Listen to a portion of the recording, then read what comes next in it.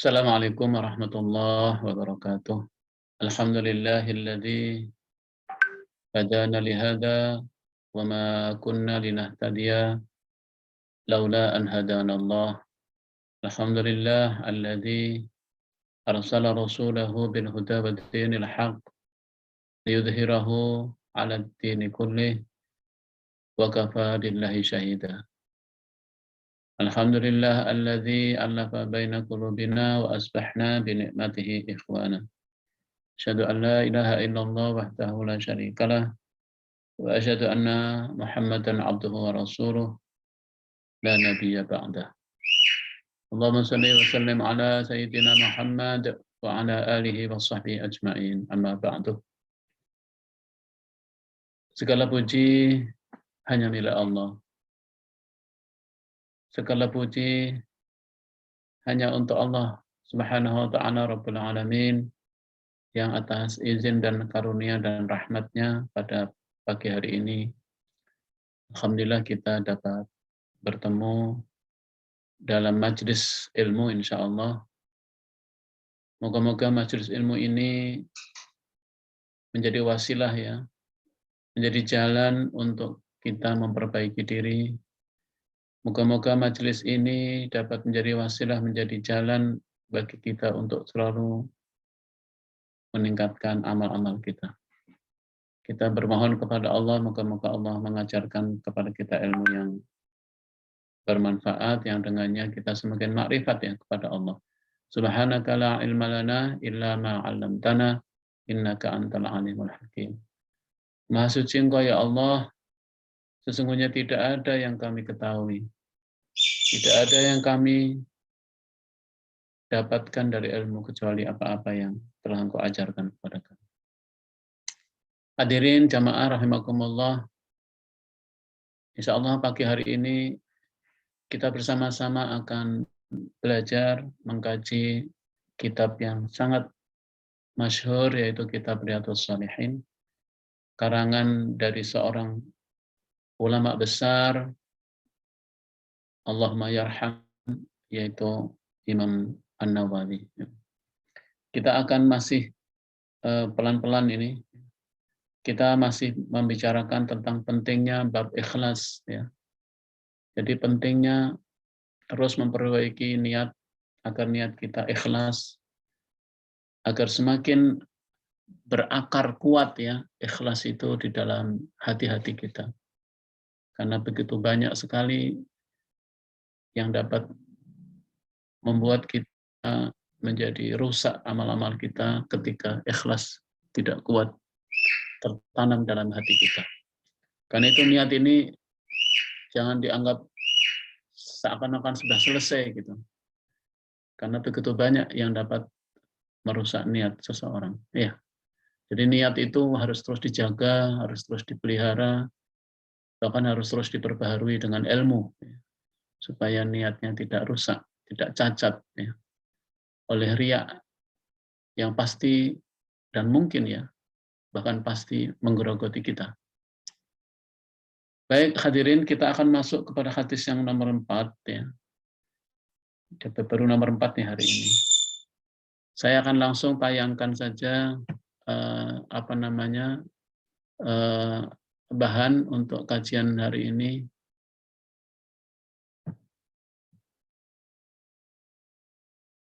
Hadis nomor nomor 3 sudah.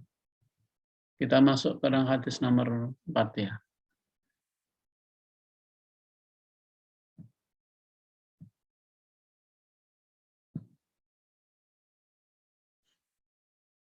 Afif, udah kelihatan ya Afif ya? Alhamdulillah sudah Ustaz. Baik, hadirin jamaah rahimakumullah, mari kita bersama-sama pelan-pelan kita pelajari. Saya juga belajar bersama dengan para hadirin jamaah. Hadis ini diriwayatkan oleh An Abi Abdullah Jabir bin Abdullah Al-Ansari radhiyallahu anhu. Di hadis ini diceritakan oleh seorang sahabat yang namanya Abu Abdullah Jabir bin Abdullah Al-Ansari. Qala, bersabda Rasulullah, kunna ma'an Nabi sallallahu alaihi wasallam fi ghazatin. Sesungguhnya kami bersama-sama Nabi ya dalam satu perjalanan fi ghazatin, dalam satu peperangan. Maksudnya di sini adalah perang Tabuk ya. Jadi dimaksudkan di sini ini sahabat ini menceritakan kami pernah bersama dengan Nabi ketika perang Tabuk. Faqal, kemudian Nabi bersabda, sabda Nabi begini, inna bil madinati la rijalan ma syirtum masiran wa la qata'tum wadiyan illa kanu ma'akum habasahumul marad wa fi riwayatin illa syarikukum fil akhirah, rawahul Muslim. Yang artinya kurang lebih inna bil madinati la rijalan ma syirtum masiran. Sesungguhnya di Madinah, ya, kata beliau nih kepada sahabat itu, sesungguhnya di Madinah itu ada beberapa orang laki-laki ya, yang engkau semua tidak menempuh suatu perjalanan wala qata'tum wadiyan illa kanu, dan juga tidak pula menyeberangi suatu lembah illa kanu ma'akum, kecuali mereka selalu bersama kamu semua. Habasahumul marad ya. Artinya Nabi ini menceritakan kepada sahabat tadi bahwa di Madinah ya, itu ada sekelompok mereka yang selalu ikut ya dalam perjalanan, apalagi perjalanan perang. Selalu ikut di dalam berjihad, selalu ikut di dalam dakwah. Kemudian illa kanu ma'akum habasahumul marad. Ya. Jadi ini menceritakan ya kepada sahabat yang tadi itu bahwa di Madinah itu ada mereka yang senantiasa selalu bersama kamu kemanapun kami pergi. Ya, kamu di situ artinya bersama kita semua, bersama kalian semua para sahabat yang ikut berperang. Tapi hari itu mereka tidak ikut berperang, ya, tidak ikut bersama-sama dalam perang Tabuk, ya, yakni karena mereka terhalang oleh sakit. Ya. Habasahumul marad, mereka terhalang karena sakit. Illa syarikukum fil ajr. Ya. Dan mereka semua mendapatkan pahala, walaupun dia tidak ikut di dalam peperangan. Kira-kira begitu maksudnya. Nah, hadis yang senada, tapi riwayat atau dengan kalimat yang lain, diriwayatkan oleh Imam Bukhari, kurang lebih hadisnya sama. Warwahul Bukhari an Anas qala raja'na fi ghazati Tabuk ma'an Nabi sallallahu alaihi wasallam inna aqwaman khalfana fil Madinah ma salakna syi'ban wala wadiyan illa wa hum ma'ana habahazahumul udhur. Jadi hampir sama artinya. Kalau redaksi dari Imam Bukhari mengatakan begini. Sewaktu kami pulang dari perang Tabuk ya, bersama Nabi, kemudian Nabi bersabda, sesungguhnya mereka semua ya, yang tinggal di Madinah, sesungguhnya mereka semua ingin sekali ikut, namun tidak bisa ikut karena mereka semua dalam keadaan udzur, yaitu udzurnya karena sakit. Kira-kira begitu ya. Sesungguhnya, nah, melainkan mereka itu bersama dengan kita, namun mereka itu terhalang. Sesungguhnya mereka ingin sekali bersama dengan kita, tetapi karena mereka tidak bisa ikut dalam peperangan karena udzur.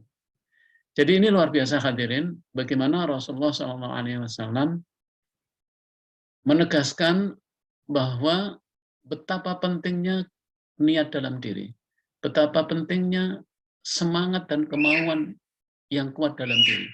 Sehingga sampai-sampai mereka yang tidak hadir saja, tapi sebetulnya dia ingin, tapi karena terhalang, Allah tetap memberikan pahala. Makanya kandungan dari hadis nomor 4 ini, kalau saya sarikan kurang lebih seperti ini. Pertama bahwa inti dari hadis ini menegaskan sesuai dengan sabda Rasulullah di dalam Al-Quran surat An-Nisa, bahwa orang mukmin yang berjihad, ya, orang mukmin yang berjihad, ingat, mujahid di jalan Allah atau orang mukmin yang berjihad, itu lebih baik beberapa derajat dibanding dengan orang-orang mukmin yang duduk-duduk di tempat, yang tidak berangkat berjihad. Jadi orang yang berjihad, ya, berjihad di jalan Allah itu lebih tinggi derajatnya dibanding orang mukmin yang tidak berangkat jihad. Ini penting untuk digarisbawahi.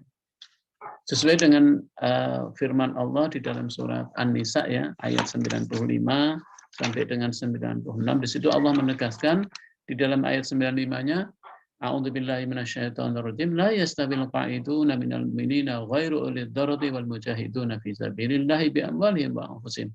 Faddalallahu al-mujahidina bi amwalihim wa anfusihim 'alal qa'idina darajah. Wa kullu wa'adallahu al-husna wa faddalallahu al-mujahidina 'alal qa'idina ajran 'azima. Yang artinya kurang lebih begini.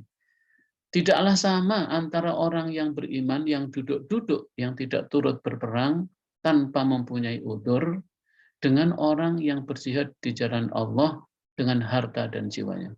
Allah melebihkan derajat orang-orang yang berjihad dengan harta dan jiwanya atas orang yang duduk tidak ikut berperang, tidak ikut berjihad. Kepada mereka masing-masing Allah melebihkan. Namun orang yang berjihad atas orang yang duduk itu peringkatnya lebih tinggi. Jadi di dalam Al-Quran pun ditegaskan bahwa orang yang berjihad di jalan Allah dengan jiwa dan raganya, dengan jiwa dan hartanya, itu lebih tinggi derajatnya dibanding orang yang duduk-duduk saja. Jadi tidak layak orang mukmin mengambil posisi, saya mau posisi aman-aman saja, ya, tidak mau berinfak, nggak mau bersedekah. Ya tetap dia orang beriman, tetapi derajatnya sangat rendah dibanding dengan mereka yang berjihad di jalan Allah dengan jiwa dan hartanya. Ya, silakan dibuka di dalam surat An-Nisa ayat 95. Ini kandungan hadis yang pertama. Yang kedua, kandungan hadis ini bahwa orang-orang yang mempunyai alasan cacat fisik seperti orang buta, orang sakit, dan orang tua, itu dibolehkan untuk tidak ikut berperang di dalam Islam. Ini pernah kejadian dalam sebuah peristiwa ketika ada orang tua yang sudah tua umurnya, tapi ikut berperang, ingin ikut berperang. Walaupun Rasulullah memberikan kepada dia, itu adalah kelonggaran karena kondisi fisik, tapi orang tua itu memaksa untuk ikut berperang. Karena apa? Karena ada ayat-ayat yang berbunyi, infiru khifafan wa thiqalan. Infiru khifafan, berangkatlah kamu ke jalan ke jihad fisabilillah, infiru khifafan wa thiqalan, baik dalam keadaan kamu ringan maupun dalam keadaan kamu berat. Ya. Jadi ayat itu yang menegaskan si orang tua ini, sahabat yang sudah sepuh ini, dia tetap berangkat perang dan memang dia jihad di dalam, dia syahid di dalam peperangan. Tapi Rasulullah tidak melarang, ya. Hanya dibolehkan. Ya. Ingat, dibolehkan itu bukan dilarang. Makanya kalau orang tua sahabat yang sepuh ini sudah mau berangkat perang, walaupun diizinkan oleh Rasulullah untuk tidak ikut, tapi dia tetap ingin ikut. Tentu saja Rasulullah juga tidak melarangnya, dan alhamdulillah ya, dia mendapatkan syahid di jalan Allah Subhanahu wa Ta'ala. Kira-kira. Jadi sebetulnya orang yang cacat fisik itu memang dapat kebolehan. Kemudian orang yang berhalangan, kandungan hadis ini, orang yang berhalangan mengikuti peperangan dalam Islam, itu berkedudukan sama dengan orang yang mempunyai alasan yang cacat fisik. Jadi misalnya kan cacat fisik itu kan permanen, ya. Tapi kalau orang berhalangan kan nggak permanen. Orang yang sehat tapi waktu itu sakit. Jadi orang yang sakit itu dihukumi orang yang berhalangan. Dia tidak tidak cacat secara fisik, tapi karena dia sakit maka itu sama dengan orang yang cacat fisiknya dalam Islam. Kemudian yang keempat, hadirin, hadis ini juga memberikan kandungan pelajaran kepada kita. Orang-orang yang berhalangan serta mempunyai niat baik dan tulus untuk berjihad, maka mereka akan mendapatkan pahala seperti pahala orang yang berjihad langsung. Subhanallah, ya. Ini luar biasa kandungan hadis ini. Rasulullah seakan-akan memberikan pelajaran kepada sahabat Al-Ansari tadi, bahwa orang yang berhalangan tapi sebetulnya dia mempunyai niat yang kuat, yang tulus untuk berjihad, insya Allah mereka akan mendapatkan pahala seperti pahala orang yang berjihad langsung. Kemudian yang kelima, hadirin, insya Allah kandungan hadis ini juga menunjukkan betapa luasnya rahmat Allah dan betapa mudahnya di dalam Islam itu. Jadi betapa pentingnya niat ini, kemudian betapa luasnya rahmat Allah Subhanahu wa taala. Allah selalu melimpahkan rahmatnya kepada siapapun mereka yang memiliki niat yang kuat, yang memiliki keinginan yang kuat. Kalau seandainya orang itu tidak bisa memenuhi keinginan yang baik itu karena uzur, Allah memberikan kepadanya pahala yang sama. Bahkan Allah memberikan kepada mereka juga kebebasan dari kewajiban. Dan ini semua menunjukkan betapa luasnya rahmat Allah. Rahmat Allah itu jauh lebih luas daripada ancamannya. Allah itu Maha Rahman dan Rahim. Dan tidak ada yang lebih penyayang melebihi dari Allah Subhanahu wa taala.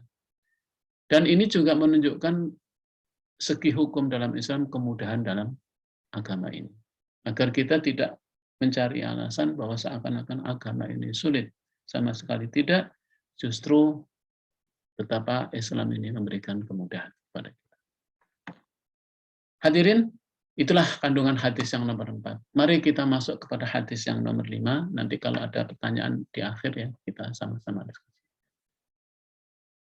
Berikutnya hadis nomor 5. Hadis ini lengkapnya adalah diriwayatkan dari Abi Yazid, ya, Abi Yazid Ma'an bin Yazid bin Akhnas. Ya. Hadis ini diriwayatkan dari Abi Yazid Ma'an. Ya. Apa kata beliau? Wahuwa wa abuhu wa jadduhu sahabiyun. Ya. Jadi ini luar biasa. Ya. Hadis ini diriwayatkan oleh seorang yang namanya Yazid. Ya. Kemudian Yazid dan anaknya ini dua-duanya sahabat. Bahwa wa abuhu, bahkan wajatuhu. Jadi Yazid, kemudian ayahnya Ma'an, dan juga Akhnas, sahabiyun. Ya. Jadi ini luar biasa ya. Anaknya, bapaknya, dan kakeknya, tiga-tiganya itu sahabat. Jadi 3 generasi itu sahabat. Sahabat itu artinya hadirin, sahabat itu adalah orang-orang yang hidup bersama Nabi dan beriman kepada Nabi. Itu namanya sahabat. Karena ada orang yang hidup bersama Nabi tapi tidak beriman pada Nabi. Contohnya Abu Jahal. Gitu ya. Nah, ini luar biasa ini. Karena tiga-tiganya, dianya, ayahnya, dan kakeknya adalah sahabat. Apa hadis ini? Bunyinya begini. Qala kana Abi Yazid akhraja dananiran yatasaddaq. Fawada'aha inda rajulin fil masjid. Faji'tu wa akhadtu. Fa'atihi faqala wallahi ma iyyaka aradtu. Fakhasamtuhu ila Rasulillah sallallahu alaihi wasallam faqala laka ma nawaita ya Yazid wa laka ma akhadta ya Ma'an, rawahul Bukhari. Jadi hadis ini menceritakan kisah yang menarik ini, ya kan? Kata saya ini, ya, kata saya ini maksudnya adalah kata Ma'an. Ayahku yaitu Yazid mengeluarkan beberapa dinar. Yang dinar itu dengannya ia bersedekah. Lalu dinar-dinar itu diletakkan di sisi seseorang di masjid. Maksudnya diletakkan di masjid. Ya. Di situ banyak orang. Jadi ayahku Yazid mengeluarkan beberapa harta, maksudnya dinar, diletakkan, mungkin kalau sekarang uang begitu ya, ditaruh di masjid di sebelah orang-orang jamaah itu. Kemudian Yazid, saya di sini Ma'an ya. Ma'an ini anaknya Yazid itu datang ke tempat itu, ke harta itu, dan ikut mengambilnya. Kemudian saya menemui ayahku dengan dinar-dinar tadi. Ayahku berkata begini, demi Allah bukan engkau yang kukehendaki untuk diberi sedekah itu. Nah gitu. Jadi Yazid ini bersedekah dengan dinarnya. Nah Ma'an kan ada di masjid mungkin saat itu ya, terus dia datang ikut mengambil dinar tadi. Nah, setelah ngambil dinar itu, dia lapor, dia ketemu dengan anaknya, wahai ayahku, demi Allah ya, aku mengambil dinar. Tapi ayahnya agak marah gitu ya mungkin, demi Allah, demi Allah, bukan engkau yang kau kehendaki untuk diberi sedekah itu. Nah, kalimat itulah yang membuat kemudian Ma'an ini datang kepada Rasul. Selanjutnya hal itu saya adukan kepada Rasulullah. Jadi mengadukan kepada Rasul ini. Karena ayahnya seakan-akan marah. Ya, ngambil sedekah dari bapaknya tadi. Lalu beliau bersabda, ya, Rasulullah mengatakan begini, bagimu adalah apa yang engkau niatkan, hai Yazid. Ya, Rasulullah mengatakan, laka ma nawaita ya Yazid, walaka ma akhadta ya Ma'an. Ya. Jadi karena ayahnya tadi agak marah itu, maka Ma'an mengadukan kepada Rasulullah. Rupanya datang dua-duanya itu, ya kan?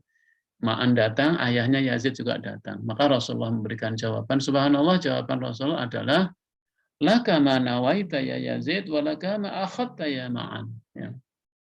Bagimu adalah apa yang engkau niatkan, hai Yazid. Yakni bahwa engkau telah memperoleh pahala sesuai dengan yang niat sedekah. Sedangkan bagimu adalah apa yang engkau ambil ya Ma'an, ya, kepada Ma'an anaknya Yazid ini, karena sudah ngambil sedekah tadi, jadi boleh anaknya mengambil sedekah dari ayahnya. Yakni bahwa engkau boleh terus memiliki dinar-dinar itu, karena juga sudah diizinkan oleh orang yang ada di masjid yang dimaksudkan oleh Yazid tadi. Rawahul Bukhari. Jadi hadirin, ini adalah kisah yang menarik, ya, bahwa apa kandungan kira-kira dari hadis ini? Kandungan dari hadis ini adalah pertama bahwa membolehkan berbicara tentang berbagai karunia Allah serta berbagai nikmat-nikmatnya. Jadi kita itu boleh, ya, menyebarkan, ya. Ini kan ceritanya Yazid kan seakan-akan bukan pamer gitu ya. Yazid ini menyedekahkan hartanya itu, karena ini hartanya harta sedekah yang sunnah, ditaruh aja di masjid. Bukan maksudnya pamer, tapi ingin ingin menyebarluaskan nikmat, ya. Ingin menceritakan nikmat-nikmat Allah itu. Boleh. Karena dalam sebuah ayat dalam Al-Qur'an, ya, di akhir surat Ad-Duha itu kan ada bunyi begini. Wa amma bi ni'mati rabbika fahaddits. Maka sebarluaskan, ceritakan nikmat-nikmat Allah yang telah engkau dapatkan. Jadi boleh hadirin, kita bersyukur kepada Allah, kita menceritakan nikmat yang telah Allah berikan kepada kita, ya. Alhamdulillah Allah memberikan nikmat ini nggak apa-apa. Tapi menyebarluaskannya jangan hanya cerita, ya, tapi juga membagikan, ya kan? Kita menceritakan tapi nggak dibagikan gitu, ya, nggak boleh itu, ya. Jadi orang cuma dengar ceritanya aja, nggak kebagian, ya jangan. Jadi yang dikatakan membicarakan, menyebarluaskan itu termasuk berinfak, gitu ya. Kemudian yang kedua, ya, hadis ini menceritakan kandungannya diperbolehkannya mewakilkan pembagian sedekah kepada orang lain, ya kan? Ataupun juga merahasiakannya. Misalnya boleh juga misalnya kita ingin bersedekah, kemudian mewakilkan kepada orang lain. Kalau sekarang mewakilkan ke lembaga karena ingin merahasiakannya, itu juga boleh, ya kan? Jadi merahasiakan sedekah atau pembagian itu juga boleh. Kemudian yang ketiga, nah ini yang menarik, diperbolehkannya berbeda dalam hal pendapat di antara ayah dan anak, dan hal itu tidak dikategorikan sebagai kedurhakaan. Ini kan ceritanya Ma'an mengadu kepada Nabi, ya kan? Karena Ma'an ini mengambil tadi sedekah dari ayahnya, tapi ayahnya mengatakan bukan untuk kamu itu, gitu kira-kira, ya. Sehingga Ma'an perlu mengadu, apa enggak boleh gitu mengambil sedekah ini. Nah, makanya kedua-duanya datang. Nah, ini kan seakan-akan berbeda pendapat, ya, antara ayah dan anak. Ini bukan suatu yang disebut durhaka gitu, ya. Karena apa? Karena memang untuk hal yang baik, ya. Untuk hal yang, apalagi dia ingin tahu gitu kan, apa pendapat dari Rasulullah SAW supaya lebih tenang, kan gitu, ya. Supaya tenang, maka Ma'an ini bersama-sama dengan dengan orang tuanya datang kepada Rasulullah, dan Rasulullah mengatakan bahwa tidak masalah, ya. Kemudian yang keempat, diperbolehkan menyerahkan sedekah tatawwu kepada anak, cucu, dan juga kerabat dekat lah. Jadi sedekah tatawwu itu maksudnya sedekah sunnah. Kan sedekah itu ada dua, ada sedekah yang sunnah, ada yang sedekah yang wajib. Contoh sedekah wajib ya zakat, zakat mal, zakat fitrah itu sedekah wajib. Nah ini nggak boleh diserahkan kepada anak. Tapi kalau sedekah tatawwu itu sedekah yang sunnah. Tatawwu itu artinya sunnah, artinya sedekah yang tidak dibatasi dan tidak ada ketentuan, tidak dibatasi waktunya, ya, tidak dibatasi jumlahnya. Ya. Nah itu dibolehkan sedekah ini diserahkan kepada kerabat, termasuk boleh nggak sedekah kepada anak, cucu, kerabat, orang tua boleh, ya kan? Jadi kalau sedekah yang tatawwu, yang sunnah itu boleh. Tapi kalau zakat, zakat mal, para ulama sepakat sebaiknya tidak diberikan kepada apa namanya kerabat. Ya. Kemudian yang kelima, orang yang bersedekah akan memperoleh pahala sesuai dengan niatnya, baik sedekahnya itu sampai kepada penerima yang berhak atau yang tidak. Ya. Jadi kalau kita ini bersedekah nih, ya bersedekah, begitu kita niat bersedekah itu sudah mendapatkan pahala hadirin, itu yang penting. Nah kita kan sering mau bersedekah itu, sedekah saya sampai nggak ya kepada orang kalau lewat lembaga, itu sudah bukan urusan kita hadirin, ya kan? Jadi jangan sampai begini, saya mau bersedekah langsung mendatangi orang miskin di rumahnya, boleh, tidak? Boleh saja begitu. Tapi boleh juga bersedekah lewat lembaga. Kalau lewat lembaga itu supaya lebih optimum sedekah kita. Karena lembaga itu, lembaga yang amanah pastinya akan menyerahkan dan akan mendistribusikan dengan baik. Pemanfaatannya juga mungkin ada prioritas ya untuk apa.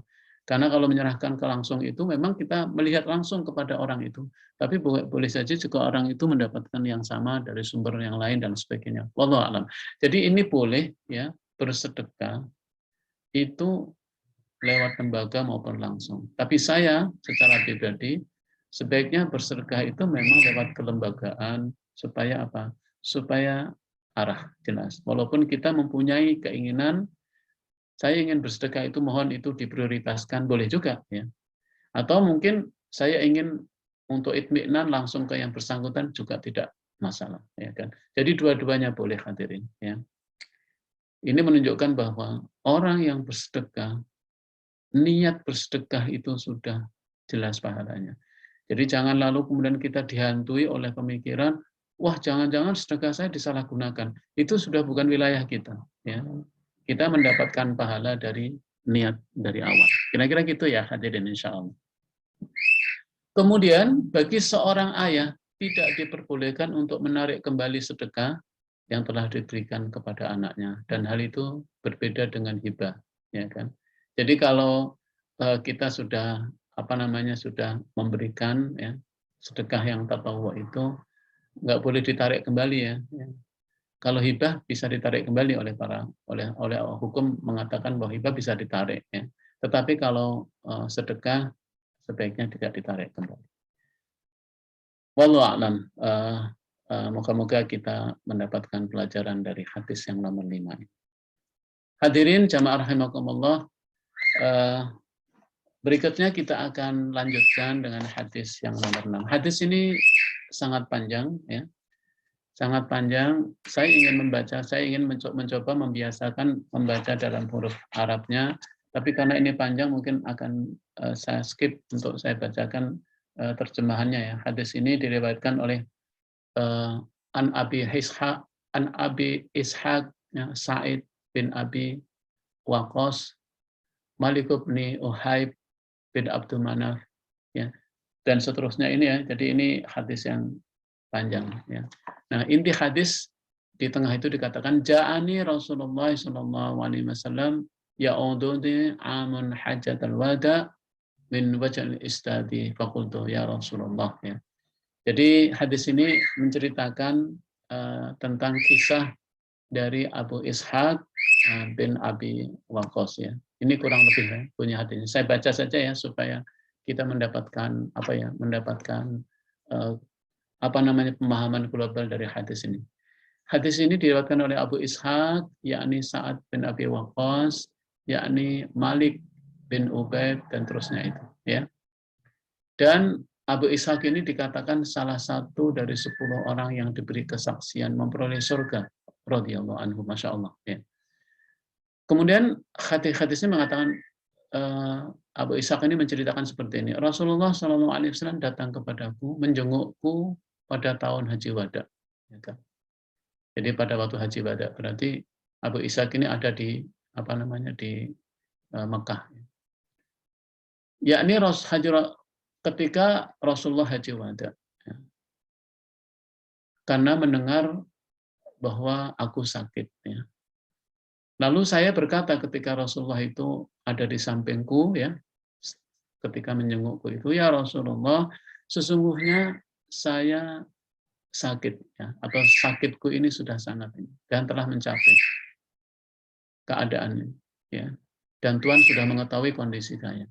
Sedang saya adalah seorang yang mempunyai harta, ya, saya orang yang memiliki harta banyak, dan tiada yang mewarisi hartaku ini melainkan seorang putriku saja. Dia punya seorang anak perempuan.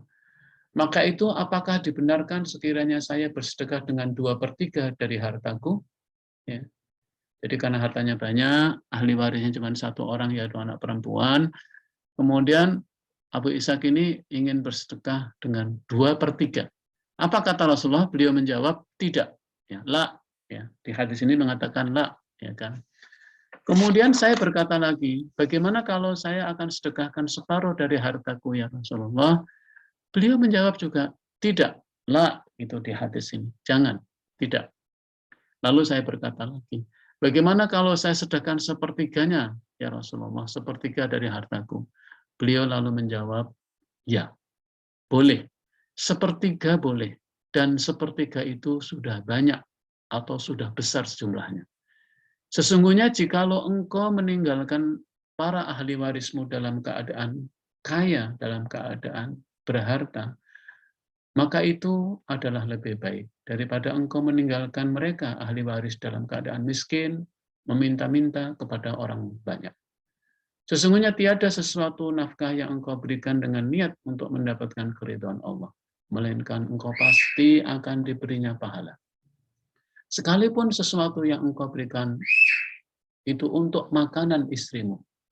Abu Ishaq meneruskan uraiannya. Saya berkata lagi, apakah saya ditinggalkan di Mekah setelah kepulangan sahabat-sahabat itu? Jadi waktu itu Abu Ishaq ini ikut Haji Wada, tapi dalam keadaan dia sedang sakit. Beliau menjawab, sesungguhnya engkau itu tiada ditinggalkan. Engkau tidak akan ditinggalkan. Kemudian engkau melakukan sesuatu amalan yang engkau maksudkan untuk mendapatkan keridhaan Allah, melainkan engkau malahan bertambah derajat dan keluhuran. Jadi para sahabat pulang ke Madinah, Abu Ishaq ini karena sakit jadi ditinggal di Mekah. Beliau Abu Ishaq memang ingin kembali ke Madinah. Barangkali sekalipun engkau ditinggalkan dalam usia panjang, tetapi nantinya akan ada beberapa kaum yang dapat memperoleh kemanfaatan dari hidup, yakni sesama kaum muslimin. Baik manfaat duniawiyah maupun manfaat ukhrawiyah. Dan akan ada kaum lain-lainnya yang memperoleh bahaya dengan sebab masih hidupmu tadi, yakni kaum kafir. Jadi luar biasa ini Rasulullah memberikan nasihat. Ini nasihat yang sangat luar biasa. Sebab menurut riwayat Abu Ishaq ini tetap hidup sampai dibebaskannya Irak dan lain-lainnya. Lalu diangkat sebagai gubernur di situ dan menjalankan hak dan keadilan. Ya Allah, sempurnakanlah pahala untuk sahabat-sahabatku, kata Rasulullah, dalam hijrah mereka itu, dan janganlah engkau balikkan mereka pada tumit-tumitnya, yakni menjadi murtad kembali sepeninggal nanti. Tapi yang rugi, yang miskin, yang kasihan adalah Sa'ad bin Khawlah. Jadi Sa'ad bin Khawlah. Rasulullah sedih terhadap sahabat Sa'ad bin Khawlah ini sambil mengatakan miskin rugi. Karena apa? Karena Sa'ad bin Khawlah ini meninggal ketika ada di Mekah dalam keadaan waktu itu dia sesuatu udzur tidak bisa hijrah bersama Nabi. Hadirin, hadis panjang ini sangat indah, ya, berisi tentang tuntunan dari prinsip-prinsip kehidupan, tapi insya Allah sangat penting. Saya mencatat ya beberapa kandungan dari hadis yang panjang ini kurang lebih adalah, yaitu disyariatkannya menjenguk orang yang sakit, terutama bagi pemimpin dan juga bawahannya, terutama jika kondisinya sakit. Yang manilah ya. Jadi disyariatkan ya, diperintahkan kita ini menjenguk orang yang sakit, terutama para pemimpin. Rasul saja menjenguk langsung ya, sahabatnya, terutama dalam kondisi sakit. Jadi ini adalah ajaran yang mulia. Kemudian yang kedua, diperbolehkan menyebutkan penyakit untuk suatu tujuan yang benar. Misalnya meminta obat atau doa dari orang yang soleh, tanpa disertai keluhan dan sikap tidak ridho. Hal itu tidak bertentangan dengan kesabaran. Jadi kalau Anda menceritakan, ditanya sakitnya apa atau keluhannya apa, nggak apa-apa menceritakan sakitnya ya kepada orang yang menjenguk itu, tentu dengan harapan mungkin ada obat, ya. Karena kan likullidain dawaun, setiap penyakit ada obatnya, dan obatnya itu mungkin kadang-kadang dari orang lain, ya. Atau kita mendapatkan dari orang yang menjenguk itu doa. Jadi menyebut sakit itu tidak termasuk mengeluh, tidak bertentangan dengan kesabaran. Kira-kira maksudnya. Kemudian yang ketiga, diperbolehkan meletakkan tangan di dahi orang yang sakit dan mengusap wajahnya, serta mengusap bagian tubuh yang sakit dengan mendoakan mudah-mudahan diberikan panjang umur. Kan kalau ada yang sakit, kemudian orang menceritakan yang sakit ini, lalu Anda menyentuhnya, ya, kalau perlu memang menyentuhnya sambil mendoakan boleh. Kan ada doanya itu ya. Misalnya, Allahumma shfi wa antas syafi dan sebagainya, itu doa-doa itu sangat baik. Kemudian yang keempat, ini berkaitan dengan infak, pahala berinfak itu tergantung pada benarnya niat dan mengharapkan keridhaan Allah. Jadi ini masih bab niat ya, betapa pentingnya kita menjaga niat terutama dalam berinfak, itu harus benar-benar karena Allah. Kemudian diperbolehkannya mengumpulkan harta dengan syarat harta tersebut diperoleh dengan cara yang halal. Ini kan ceritanya Abu Ishaq ini kan hartanya banyak. Ya. Dan tidak masalah ya, kita ini hidup, kemudian dalam hidup ini bekerja keras, lalu mendapatkan harta, ya. Harta yang kita kumpulkan ini, mengumpulkan harta bukan suatu yang buruk ya. Jangan lupa. Karena dalam ayat Al-Qur'an dikatakan rijalun la tulhim tijaratun wala bai'un an dzikrillah. Yaitu salah satu karakter orang muslim yang baik itu adalah mereka yang yang tidak dilupakan dari ingat Allah dari perdagangan jual beli. Jadi tetap kita punya hak untuk hidup, yaitu dengan mencari harta. Asal mencari hartanya itu dengan cara halal dan tidak melupakan zikir kepada Allah. Dalam bekerja tidak lupa sholat dan tidak lupa berzakat. Ya. Tidak lupa berzakat, tidak lupa berzakat. Kemudian wasiat tentang harta itu tidak diperbolehkan melebihi dari sepertiga. Nah ini luar biasa. Jadi setelah Abu Bakar kan menyedahkan seluruh hartanya. Umar itu adalah setengahnya. Setelah itu Rasulullah mengatakan di para sahabat tidak boleh lagi bersedekah yang tatawwu itu melebihi dari tapi ini wasiat ya, bukan bukan zakat ya. Jadi kalau wasiat itu tidak diperbolehkan lebih dari sepertiga dari harta. Kenapa? Tadi alasannya meninggalkan keluarga atau ahli waris yang kuat, tidak meminta-minta. Kemudian yang ketujuh, bahwa memberikan nafkah kepada keluarga itu mempunyai pahala tersendiri jika dimasukkan untuk mencari keridhaan Allah. Makanya ketika seseorang menikah, seorang laki-laki dengan seorang wanita menikah, maka ketika menikah itu sudah, ketika akad saja itu sudah bernilai pahala, bernilai ibadah. Makanya nikah itu adalah ibadah yang paling panjang, karena sejak seorang akad, seterusnya itu bernilai ibadah. Makanya Mereka yang mencari nafkah, memberikan nafkah ke keluarganya, itu terhitung sebagai pahala dan ibadah di sisi Allah SWT. Kemudian kandungan yang lain, berbagai kebaikan dan ketaatan yang tidak bisa dilakukan ya, orang lain. Ya. Itu insya Allah tetap akan mendapatkan apa namanya ya pahala ya di sisi Allah Subhanahu Wa Taala. Karena apa? Karena memang kebaikan ketaatan itu kadang-kadang kita uldur sehingga tidak bisa melakukannya dan insya Allah itu bisa diganti dengan kebaikan yang lain. Kemudian yang kesembilan, anjuran untuk menyambung silaturahim dan berbuat kepada kaum kerabat. Dan salah satu bentuk dari menyambung silaturahim kerabat itu dengan bersedekah. Makanya kata sebuah hadis, kalau Anda kalian bersedekah kepada kerabat, ya, itu manfaatnya dua. Itu pertama, kamu mendapatkan pahala, dan kedua, menyambung tali silaturahim. Ya. Jadi kalau sedekah yang sunnah, utamakan justru kepada kerabat dekat. Karena ada ayatnya. Di dalam surat Al-Baqarah ayat 177, itu Allah berfirman, wa atal mala ala hubbihi dzawil qurban. Hendaknya kamu memberikan harta yang kamu cintai kepada dzawil qurban, pada kerabat.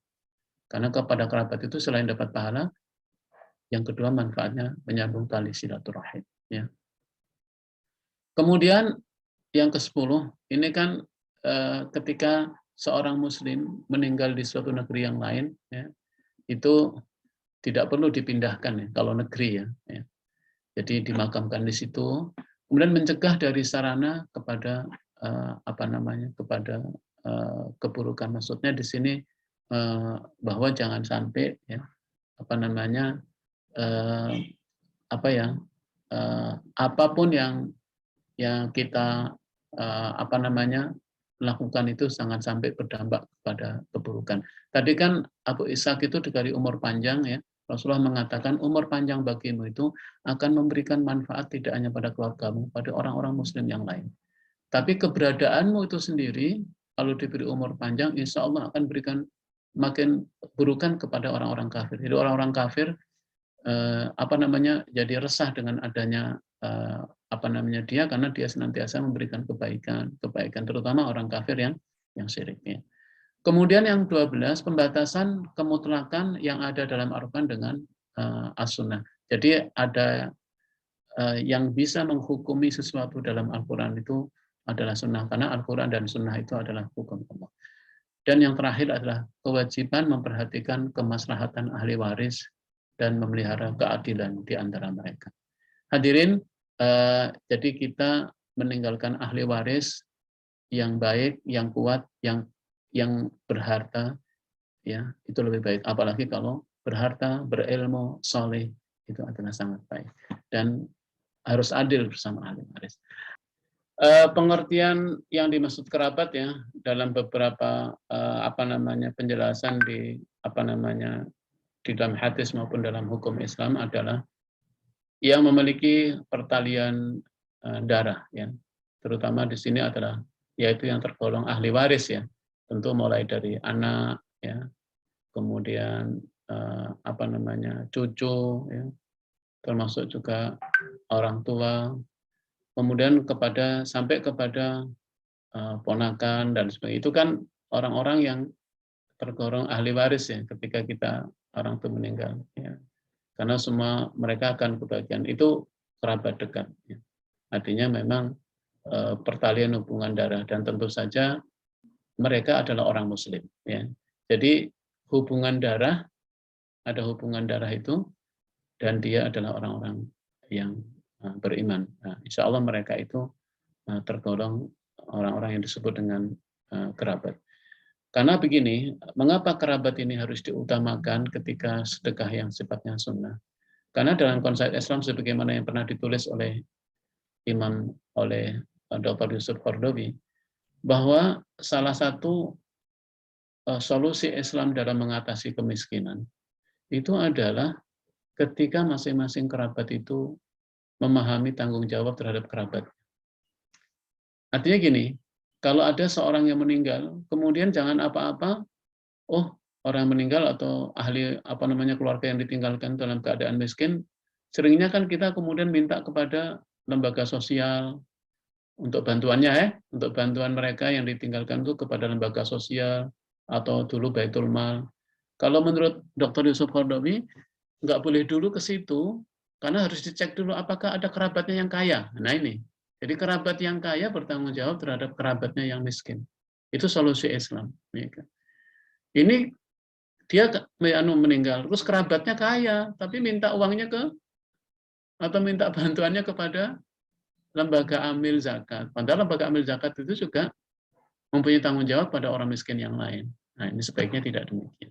Artinya, makanya kita harus membangun hubungan silaturahim yang kuat sesama kerabat, karena sesungguhnya kerabat itu punya tanggung jawab juga terhadap saudaranya ketika saudaranya itu mengalami masalah. Ini mengapa kita harus membangun hubungan dengan kerabat, termasuk sedekah sunnah itu juga utama diberikan kepada kerabat. Bahkan kalau sedekah sunnah ini, itu kerabat itu nomor satu. Ya, wa atal mala ala hubbihi dzil qurba wal yatama wal masakin. Ya. Jadi kalau kalau sedekah yang sunnah itu kerabat nomor satu, nomor dua malah yatim itu ranking nomor dua malah. Ya. Yang ketiga baru miskin, ya kan? Orang miskin. Kemudian wabni sabil orang ini. Nah, sekarang kalau ada kerabat, sudah kerabat, yatim, miskin lagi ya, sudah itu prioritas itu. Ya, hadirin saya kira itu 3 hadis ini, moga-moga kita dapat mengambil pelajaran dari hadis yang kita bahas hari ini. Kita berdoa kepada Allah. Kita awali dengan bersama-sama beristighfar. Astagfirullahaladzim, astagfirullahaladzim, astagfirullahaladzim.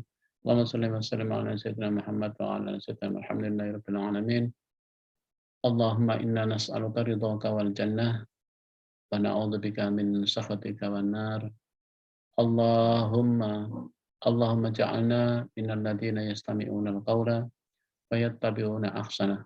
Allahumma inna nas'aluka ilman nafi'ah wa rizqan halalan wasi'ah wa amalan mutaqabbalah.